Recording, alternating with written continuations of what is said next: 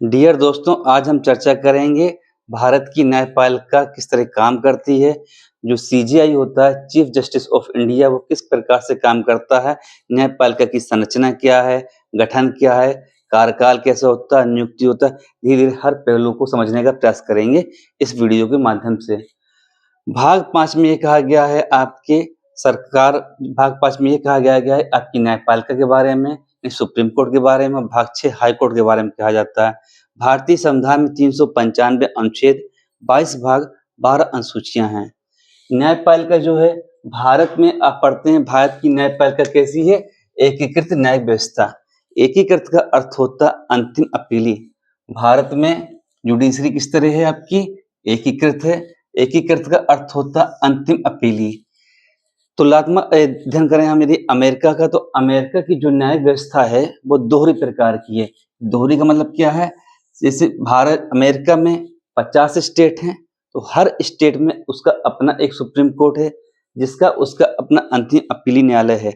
अर्थात ये कह सकते हैं कि यूएसए के जितने भी सुप्रीम स्टेट हैं, उन सब में सुप्रीम कोर्ट हो और इसकी वही अंतिम न्यायालय है, उसका यानी फैसला अंतिम है। ठीक एक सेंट्रल कोर्ट है जो संघीय मसलों को देखता है। इस प्रकार यूएससी की जो व्यवस्था है वो किस प्रकार की हो जाती है? दोहरी। और यदि हम वही बात करें अपनी भारत की, तो भारत की एकीकृत न्यायिक व्यवस्था होती है। अर्थात भारत के सुप्रीम कोर्ट ने जो निर्णय दे दिया वो हाई कोर्ट, लोअर कोर्ट, सभी कोर्टों में मान्य होता है। जैसे विवाह से संबंधित हो या तलाक से या हत्या वगैरह किसी से संबंधित जो भी न्यायालय हो, किसान फार्मर बिल के बारे में हो, उसमें यदि कोई भी सुप्रीम कोर्ट किसी भी व्याख्या करता है, और संविधान की व्याख्या करने का अंतिम अधिकार जो होता है वो होता है सुप्रीम कोर्ट को, और उसके आदेश का पालन हर एक कोर्ट करता है, लोअर कोर्ट हो चाहे डिस्ट्रिक्ट कोर्ट हो। भारत में सुप्रीम कोर्ट की स्थापना 26 जनवरी 1950 को हुई थी, जबकि इसका उद्घाटन 28 जनवरी 1950 को हुआ था। हम सभी जानते हैं सरकारें कैसी होती है, केंद्र सरकार, राज्य सरकार, जिला सरकार। इसी प्रकार यदि पूछा जाए कि भारत की न्यायपालिका की संरचना किस प्रकार की है, ये लेखपाल के एग्जाम में पूछा गया था कि भारत की संरचना किस प्रकार की है। जवाब होगा शंक्वाकार की। शंक्वाकार का मतलब क्या है? ट्रायंगल में होती है। केंद्र में क्या होता है? सुप्रीम कोर्ट, जिसको बोलते हैं सर्वोच्च न्यायालय। स्टेट में होता है हाई कोर्ट। यह लगभग प्रत्येक स्टेट में होता है, पर आप कहेंगे सर 25 स्टेट में हाई कोर्ट क्यों है? क्योंकि जो पूर्वोत्तर का गुवाहाटी का हाई कोर्ट है, उसके अंतर्गत और भी राज्य उसके अंतर्गत न्यायालय लेते हैं। जैसे जो आपकी यूटी है, जैसे अंडमान निकोबार, आपके क्या केंद्र शासित प्रदेश, यहाँ पे जो लोग निवास कर रहे हैं वो न्यायालय के किसकी शरण पे जाएंगे? कोलकाता हाई कोर्ट में। इस प्रकार आपके भारत में 28 कोर्ट हैं, पर 28 स्टेट हैं, पर कोर्ट कितने हैं? 25। लोअर कोर्ट प्रत्येक जिले में होता है। इसके अलावा ये तो स्ट्रक्चर हो, इसके अलावा मुंसिफ न्यायालय भी पाए जाते हैं तहसील स्तर पर, न्याय पंचायत भी पाई जाती है गांव स्तर पर। ये समझने का हम प्रयास करेंगे क्या होते हैं। समानतः सुप्रीम कोर्ट आर्टिकल 124 में कहा गया है, और अक्सर विभिन्न प्रतियोगी परीक्षाओं में पूछा जाता है सुप्रीम कोर्ट किस न्याय आर्टिकल में है, तो आर्टिकल 124। हाई कोर्ट किस आर्टिकल में है? 214। इन अंकों को उल्टा कर दीजिए, 214 हो जाएगा। लोअर कोर्ट होता है 233 में। न्याय पंचायत क्या कहलाती है? न्याय पंचायत का मतलब होता है, जैसे आपने गांव में देखा होगा, जो थोड़े मोड़े विवाद हो जाते हैं जमीन जायदाद को लेकर, तो यहाँ पर क्या होता है, जो गांव में पंच सरपंच होते हैं, दो मसलों को बैठाल के अपना न्याय देते हैं, और वहीं गांव स्तर पे ही उनको व्यक्तियों को न्याय दे दिया जाता है, जिसका काम करते हैं पंच और सरपंच। इनका भी अर्थ होता है न्याय पहुंचाना, इसको बोलते हैं न्याय पंचायत। मुंसिफ न्यायालय क्या होते हैं? जैसे एक जिले में कई तहसीलें होती हैं, 2-3 जिले होती हैं तहसील, तो मुंसिफ तहसील में जैसे एसडीएम होता है। एसडीएम का फुल फॉर्म होता है सब डिस्ट्रिक्ट मजिस्ट्रेट। एसडीएम क्या काम करते हैं? एसडीएम जो तहसील स्तर पे होते हैं, उनमें जो भी दो पक्ष हैं उनको बुला के 2-3 गारंटी वाले बुलाते हैं, और उनके मसलों की समस्या का समाधान कर देते हैं, यानी उनके मसले हल कर देते हैं और उनको न्याय देते हैं। उसे बोलते हैं हम लोग तहसील स्तर पे मुंसिफ न्यायालय। लोअर कोर्ट लगभग प्रत्येक जिले में पाई जाती है। जैसे आप अपने महोबा में देखेंगे, महोबा में लिखा रहता है कि महोबा में जिला एवं सत्र न्यायालय, जिला एवं सत्र न्यायालय लिखा रहता है। अर्थात जिला का मतलब क्या है ये? यहाँ पे जो होगा वो कहलाता है डीजे यानी डिस्ट्रिक्ट जज, और जो सत्र पे न्यायालय करेगा उसे बोलते हैं हम लोग सेशन जज यानी सत्र न्यायालय।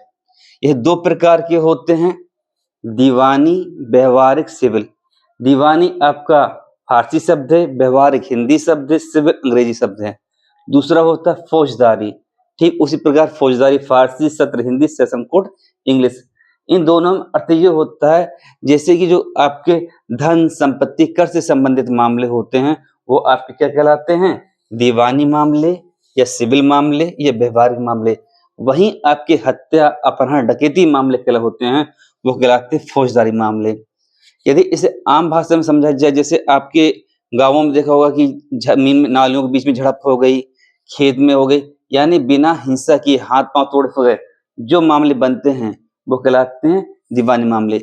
आप किसी के यहाँ पे रह रहे मकान से कोई किराएदार मकान या कमरा खाली नहीं कर रहा है, वो मामला कहाँ जाएगा, दीवानी मामले में। आपका किसी ने पैसा हड़प लिया, पैसे नहीं लौटा रहा है, वो किस मामले में जाएगा, आपका व्यवहारिक मामले यानी सिविल कोर्ट में। वहीं यदि आपने हत्या कर दी, अपहरण कर दिया, डकैती डाल दी, वो सारे मामले जाएंगे आपके क्रिमिनल कोर्ट में। और जो क्रिमिनल कोर्ट में आपको फैसला देते हैं उसे कहते हैं सेशन कोर्ट। यहाँ चोर और डकैती में अंतर समझिए। चोर क्या होता है, चोरी। डकैती यदि 5 व्यक्ति, 4 से अधिक व्यक्ति 5 हो जाते हैं, 5 व्यक्ति किसी भी कृत्य को अंजाम देते हैं वो आ जाता है डकैती के अंतर्गत। और चोरी यदि 1-2 लोग होते हैं और जो हिंसा नहीं करते हैं वो कहलाते हैं चोरी कहलाती है। तो ये समझ, उम्मीद करता हूँ ये चीज समझ में आ जाएगी होगी कि जिला और सत्र न्यायालय हर डिस्ट्रिक्ट में लिखा रहेगा। जिला सत्र न्यायालय 2 प्रकार के होते हैं, दीवानी और फौजदार मामले, जो कि प्रत्येक जिले में एक लोअर कोर्ट होता है। हाई कोर्ट उच्चतम न्यायालय आपके 28 राज्यों में से 25 राज्यों में पाए जाते हैं, और सुप्रीम कोर्ट भारत में एक होता है। आर्टिकल पूछा जाए तो 124, 214, 233, और ये भारत के हाई कोर्ट का निर्णय जो भी हुआ वो आपको मानना पड़ेगा। अब यहाँ सवाल उठता है कि सर यदि कोई व्यक्ति सजा पाता है तो क्या प्रेसिडेंट उसकी सजा को माफ कर सकता है? बिल्कुल, यदि सुप्रीम कोर्ट ने भी उसको सजा दे दी है तो वह व्यक्ति प्रेसिडेंट से अपनी क्षमा याचना कर सकता है, और प्रेसिडेंट चाहें तो उसको पूरी तरह से माफ कर सकते हैं। यानी कि उनको जो सजाए मौत मिली है उसको पूरी तरह से माफ की जा सकती है। लेकिन राज्यपाल किसी भी व्यक्ति की सजा को पूरी तरह माफ नहीं करता है, ना ही सैन्य मामलों में माफ करता है। राज्यपाल किसी व्यक्ति की सजा को कम कर सकता है, 10 साल की सजा या 5 साल कर सकता है, कठोर कारावास से सरल कारावास कर सकता है। पर प्रेसिडेंट चाहे तो पूरी तरह माफ भी कर सकता है, और जो कोर्ट मार्शल होते हैं डिफेंस कोर्ट में उस व्यक्ति को भी पूरी तरह से वो माफ कर सकता है, और वह व्यक्ति पुनः अपनी पोस्ट को आ सकता है। अब बात करते हैं कि भाई सुप्रीम कोर्ट का गठन क्या होता है। आर्टिकल 124 बिहार एसआई में पूछा गया था 2020 में, सुप्रीम कोर्ट किस आर्टिकल के अंतर्गत गठन किया जाता है, तो आर्टिकल 124। और 124 से लेके 147 तक के बीच में सुप्रीम कोर्ट की कार्य शक्तियां इत्यादि का वर्णन किया गया। मूल संविधान में यदि आपसे पूछा जाए मूल संविधान में कितने सुप्रीम कोर्ट में जज हुआ करते थे, तो 7, 7 + 1 = 8। 1 क्या है यहाँ पे, सीजीआई का मतलब क्या है, चीफ जस्टिस ऑफ इंडिया, यानी कि मुख्य न्यायालय अधिकारी भारत का। और 7 क्या है, OJI, other justice of India. यदि पूछा जाए वर्तमान में कितने हैं, वर्तमान में हैं आपके 33 + 1 = 34। 1 क्या आपका CGI, मेन है वर्तमान में कौन है आपके, BR गवई, जिनका रिटायरमेंट 24 नवंबर को हो जाएगा। और जो नए आपके होंगे वो होंगे आपके जस्टिस सूर्यकांत, जो 24 नवंबर से लेके 7 फरवरी 2027 तक कार्यकाल रहेंगे, भारत के प्रथम मुख्य न्यायाधीश होंगे। अब सवाल उठता है कि सर योग्यता गठन हो गया, अब योग्यता क्या कहलाती है। यदि हमें किसी भी व्यक्ति को सुप्रीम कोर्ट का जज बनना, चीफ जस्टिस ऑफ इंडिया बनना, उसके लिए क्या क्या योग्यता होनी चाहिए। सबसे पहले तो कोई भी एग्जाम में यदि योग्यता पूछी जाए तो कंपल्सरी होता है भारत का नागरिक होना चाहिए। इसके अलावा किसी भी व्यक्ति को जिसको हाई कोर्ट सुप्रीम कोर्ट का जज बनना है, भारत के नागरिक के अलावा हाई कोर्ट में कम से कम जज हो और मिनिमम 5 साल रहा हो जज, कम से कम जज की भूमिका में 5 साल रहा हो, या हाई कोर्ट में 10 साल तक उसने वकालत की हो, वह व्यक्ति सुप्रीम कोर्ट के जज बनने की योग्यता रखता है। इसके अलावा यदि प्रेसिडेंट को ये लगता है कि कोई फला व्यक्ति कानून में बहुत बड़ा विशेषज्ञ है, कानून का जानकार है, तो प्रेसिडेंट उस व्यक्ति को भी सुप्रीम कोर्ट का जज बना सकता है। परंतु अभी तक इस फंडे पे कोई काम नहीं हुआ, यानी कोई जज नहीं चुना गया कि जो लॉ एक्सपर्ट हो। उनकी योग्यता का निर्धारण जो पैमाना है वो यही है। कार्यकाल, सुप्रीम कोर्ट के जज का कार्यकाल 65 वर्ष होता है। वेतन संसद द्वारा निर्धारित होते हैं। वेतन क्या होते हैं? संसद द्वारा निर्धारित होते हैं। और यदि कोई सुप्रीम कोर्ट का, जैसे ये हैं बी.आर. गवई, यदि ये रिटायर हो जाते हैं तो ये भारत के किसी भी न्यायालय में किसी भी प्रकार की कोई वकालत नहीं कर सकता। अर्थात after retirement chief justice of India किसी प्रकार की कोई वकालत नहीं कर सकता है। इसीलिए आप देखेंगे कोई सिविल सर्विस से पूछा भी जाता है कि जो भारत के मुख्य न्यायाधीश है वो एक प्रकार तोते के पिंजरे की तरह है, क्योंकि जब अंतिम टाइम आता है रिटायरमेंट का तो ये सरकार के पक्ष में या सरकार से मिले-जुले निर्णय देने लगते हैं। क्यों? क्योंकि आप एक वकालत कर नहीं सकते हैं, बाद में रिटायरमेंट के बाद इन्हें कोई न कोई सचिव बना दिया जाता है किसी न किसी विभाग का, इस टाइप का। पर वनडे एग्जाम में आपको याद रखना है, ये रिटायरमेंट के बाद कहीं कोई वकालत नहीं करेगा। कार्यकाल 65 वर्ष होगा। वेतन संसद द्वारा निर्धारित किया जाएगा। योग्यता 5 वर्ष होना चाहिए। हाई कोर्ट का जज होना चाहिए या तो 10 साल होने चाहिए। संविधान की व्याख्या करने का अंतिम अधिकार किसका होता है? तो ये होता है अंतिम अधिकार आपके सुप्रीम कोर्ट के वरिष्ठ न्यायाधीश का होता है। सीजीआई की नियुक्ति कौन करेगा? प्रेसिडेंट करेगा। शपथ कौन दिलवाएगा? प्रेसिडेंट।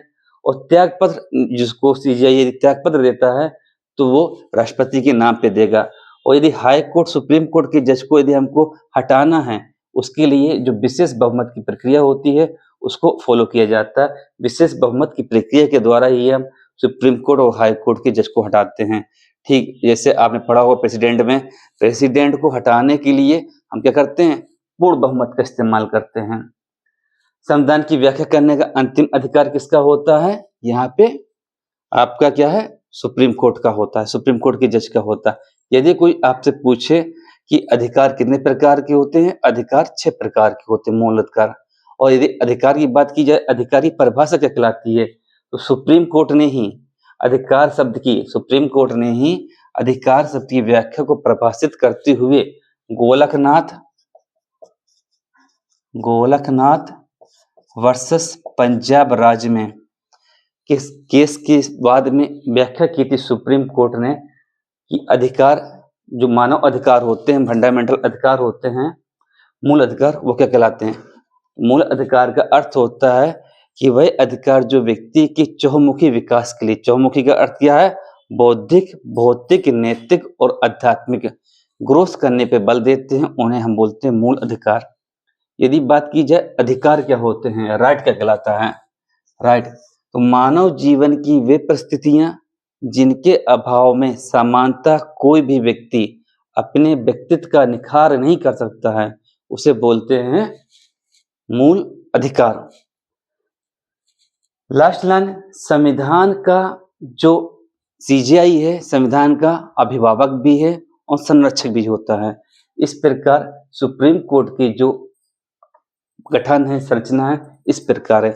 एक बार रिपीट, आपसे अक्सर पेपर में पूछा जाता है, जो लास्ट में रिपीट करते हैं, सुप्रीम हाई कोर्ट की योग्यता क्या होगी? 5 साल जज रहा हो, 10 साल वकील रहा हो, कार्यकाल 65 वर्ष, वेतन संसद द्वारा निर्धारित, संविधान की व्याख्या करने का अंतिम अधिकार सुप्रीम कोर्ट को, संविधान का संरक्षक अभिभावक कौन है? सुप्रीम कोर्ट, नियुक्ति कौन करेगा? प्रेसिडेंट, शपथ कौन दिलाएगा? प्रेसिडेंट।